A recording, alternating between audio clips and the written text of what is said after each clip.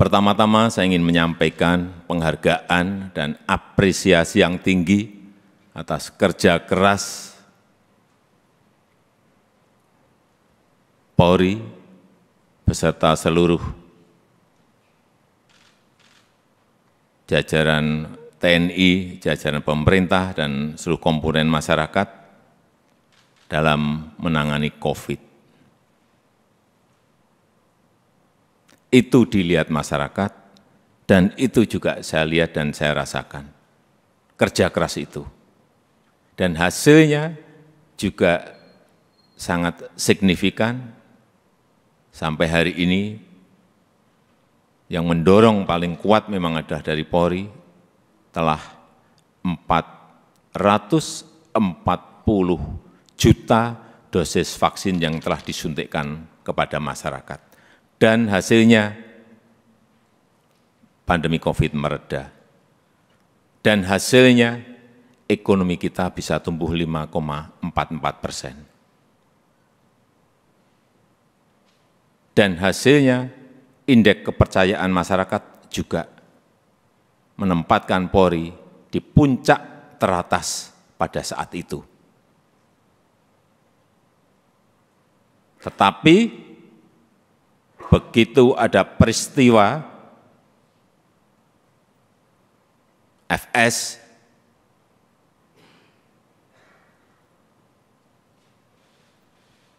runyam semuanya dan jatuh ke angka yang paling rendah. Dulu dibandingkan institusi-institusi penegak hukum yang lain tertinggi, sekarang saudara-saudara harus tahu menjadi terendah. Ini yang harus dikembalikan lagi dengan kerja keras saudara-saudara sekalian. Di November itu masih 80,2, sangat tinggi sekali, bukan tinggi, sangat tinggi sekali. Sekarang kemarin Agustus berada di 54, jatuh, drop sangat rendah sekali. Itulah pekerjaan berat yang saudara-saudara harus kerjakan untuk mengembalikan kepercayaan masyarakat kepada Polri. Di tengah situasi yang juga tidak mendukung saat ini. Kita tahu semua negara sedang sulit, dunia sedang sulit, kita ini menahkodai negara ini juga menghadapi gelombang dan badai dari ekonomi global yang tidak gampang. Perlu saya sampaikan, 66 negara berada pada posisi rentan, 345 juta orang di 82 negara sudah masuk menderita kekurangan pangan akut. Ini yang semua Kapolda, Kapolres, pejabat utama Polri harus tahu. Keadaan situasi seperti ini harus mengerti, sehingga punya sense of crisis yang sama. Hati-hati dengan ini. Hati-hati. Oleh sebab itu saya ingatkan masalah gaya hidup, lifestyle. Jangan sampai dalam situasi yang sulit ada letupan-letupan sosial karena adanya kecemburuan sosial ekonomi. Kecemburuan sosial ekonomi, hati-hati. Sehingga saya ingatkan yang namanya Polres, Kapolres, yang namanya Kapolda, yang namanya seluruh pejabat utama, perwira tinggi, ngerem total masalah gaya hidup. Jangan gagah-gagahan karena merasa punya mobil bagus atau motor gede yang bagus. Hati-hati, hati-hati, saya ingatkan hati-hati. Masanya yang lalu-lalu sudah usai. Teknologi sekarang ini menyebabkan interaksi sosial berubah total. Sosial media bisa mengabarkan bukan hanya TV, bukan hanya media cetak, media online. Pribadi-pribadi kita sekarang bisa menjadi surat kabar, bisa menjadi media yang setiap saat bisa memunculkan perilaku-perilaku kita sehari-hari kayak apa, meskipun sembunyi-sembunyi. Saya terlalu banyak mendapatkan laporan. Sehingga kembali lagi, gaya hidup, urusan kecil-kecil, tetapi itu bisa mengganggu kepercayaan terhadap Polri. Urusan tadi, urusan mobil, urusan motor gede, urusan yang remeh-temeh aja.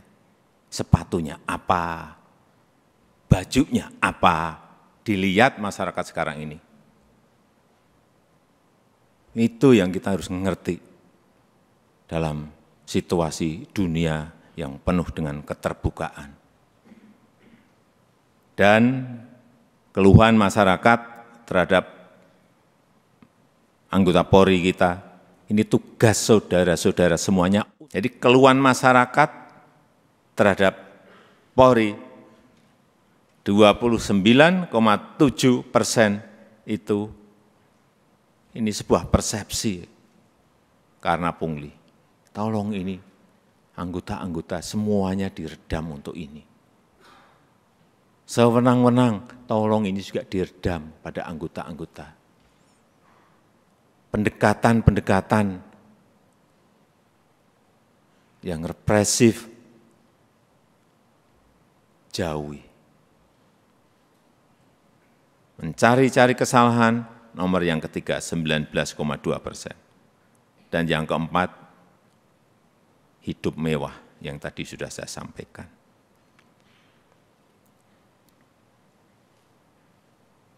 Karena Bapak, Ibu, dan saudara-saudara sekalian, itu adalah aparat penegak hukum yang paling dekat dengan rakyat, paling dekat dengan masyarakat, dan paling sering berinteraksi dengan rakyat.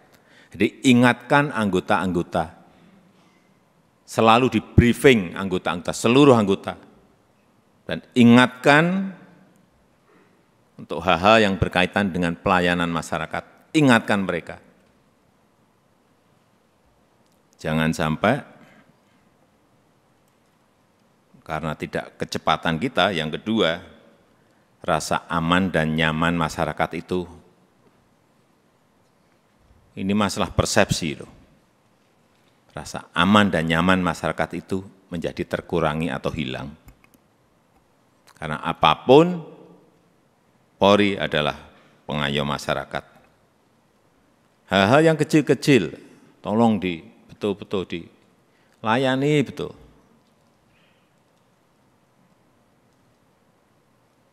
Masyarakat kehilangan sesuatu, harus direspon cepat.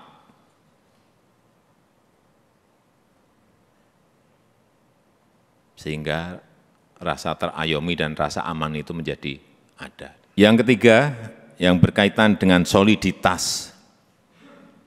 Jangan sampai ini, hati-hati, ini sudah masuk tahun politik. Karena pemilu sudah berjalan tahapan pemilu sudah berjalan sejak Juni yang lalu. Harus ditunjukkan soliditas di internal Polri dulu. Rampung, kemudian soliditas Polri dan TNI, itu yang akan mengurangi tensi politik ke depan. Soliditas. Harus ada kepekaan. Posisi politik ini seperti apa sih? Karena saudara-saudara adalah pimpinan-pimpinan tertinggi di wilayah masing-masing.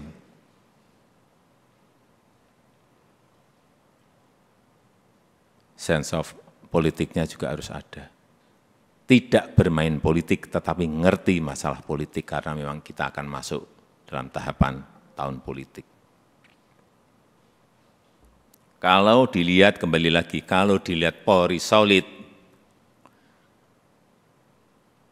kemudian bergandengan dengan TNI solid, saya memberikan, bolak-balik saya sampaikan, saya memberikan jaminan stabilitas keamanan kita, stabilitas politik kita pasti akan baik.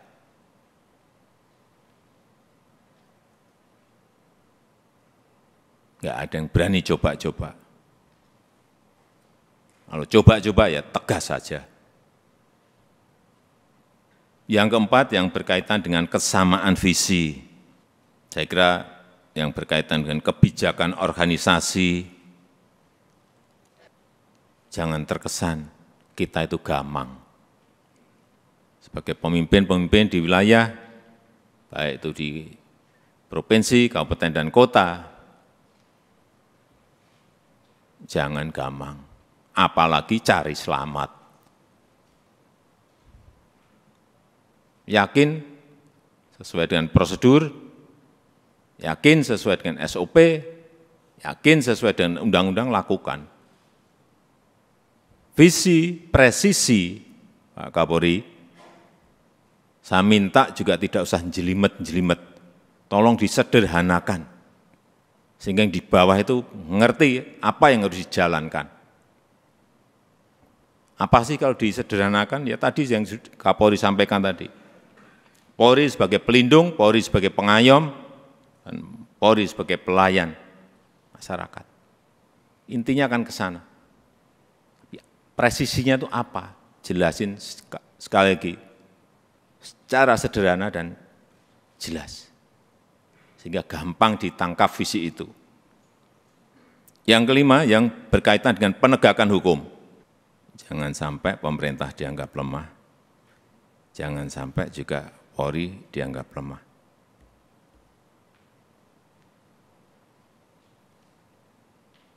Saya sudah perintahkan kepada Kapolri, saat itu urusan judi online, bersihkan. Ya udah.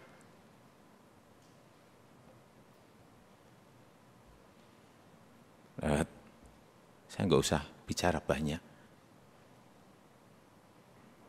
Saudara tahu semuanya, perintah ini tahu.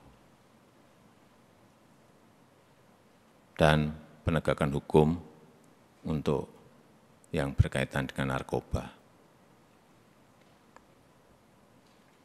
Ini yang akan nanti bisa mengangkat kembali kepercayaan masyarakat terhadap Polri. Dan kalau ada sebuah peristiwa, itu segera dirancang komunikasinya yang baik. Komunikasi publik itu penting banget. Jangan terlambat, jangan lamban. Sehingga yang muncul nanti kalau lambat, yang muncul isu-isu yang lain. Sekarang ini sekali lagi era sosial media, hitungannya detik, hitungannya menit. Sudah bukan hari lagi. Begitu ada sebuah peristiwa kecil, dan saudara-saudara menganggap ini kecil, sehingga tidak ditangani, dikomunikasikan dengan baik, dengan kecepatan, membesar menjadi sulit untuk kemudian diselesaikan lagi. Ini tidak berada pada posisi yang normal. Dunia sekarang ini.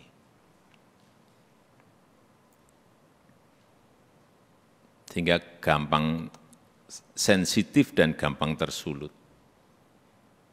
Untuk menumbuhkan optimisme harus menciptakan hal-hal yang baik, dikontra dengan itu. Kontra dengan prestasi-prestasi, kontra dengan komunikasi yang baik.